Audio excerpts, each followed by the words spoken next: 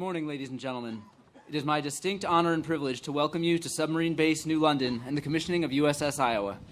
I am Lieutenant Commander Scott Carper, the ship's executive officer. On behalf of the crew of your submarine Iowa, I would like to express our sincere gratitude for you joining us here today. Before our celebration begins, please silence your cell phones. Thank you. We are here today to celebrate the commissioning of USS Iowa, the third ship to bear the name of the Hawkeye State. The first USS Iowa was a pre-dreadnought battleship built for the United States Navy in the mid-1890s. The ship was designed to operate on the high seas and was armed with a battery of 4 12-inch guns and 2 twin-gun turrets, supported by a secondary battery of 8 8-inch guns. Upon entering service in June 1897, Iowa conducted training operations in the Atlantic Ocean before moving to the Caribbean in early 1898 as tensions between the United States and Spain over Cuba grew. At the outbreak of the Spanish-American War, the ship took part in the bombardment of San Juan, Puerto Rico, where Iowa assisted in the destruction of 3 of the 4 Spanish cruisers.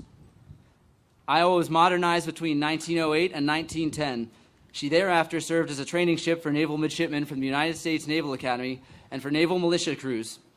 Removed from service in 1913 and decommissioned in 1914, she was reactivated after the United States entered World War I in April 1917.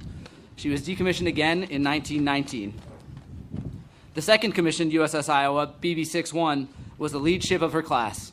During World War II, she carried President Franklin D. Roosevelt across the Atlantic to meet with Prime Minister Winston Churchill of the United Kingdom and Joseph Stalin, leader of the Soviet Union.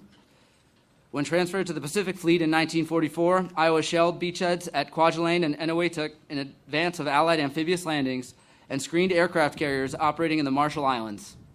She also served as the Third Fleet flagship, flying Admiral William F. Halsey's flag at the Japanese surrender in Tokyo Bay.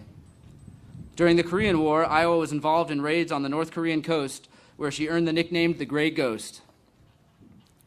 After the Korean War, she decommissioned into the United States Navy Reserve Fleet. She was reactivated in 1984 as part of the 600-ship Navy plan and operated in both the Atlantic and Pacific fleets to counter the recently expanded Soviet Navy. Iowa was decommissioned for the last time in October 1990. We are delighted to have several former crew members of the 2nd Iowa here today.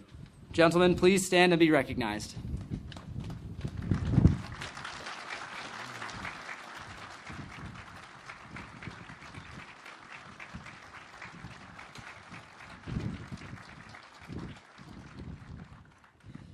Would all active duty, veterans, and first responders please stand?